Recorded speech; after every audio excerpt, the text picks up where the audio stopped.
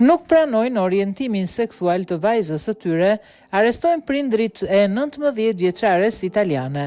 2 prindër italian të cilët nuk kanë pranuar orientimin seksual të vajzës së tyre 19 vjeçare dhe kanë mbyllur në shtëpi, kanë përfunduar në pranga.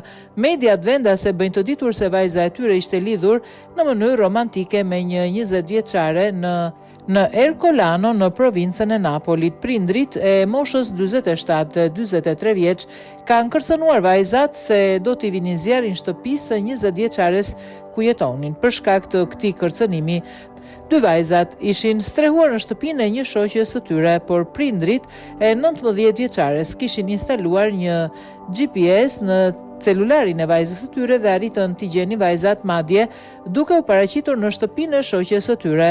Ata e kanë marrë me forcë vajzën e tyre me zbritmave të pranishme, i kanë rrëmbyer smartphone-in nga duart dhe kanë kapur nga krahët, e kanë tërhequr zvarr në makinë përpara se të largohen.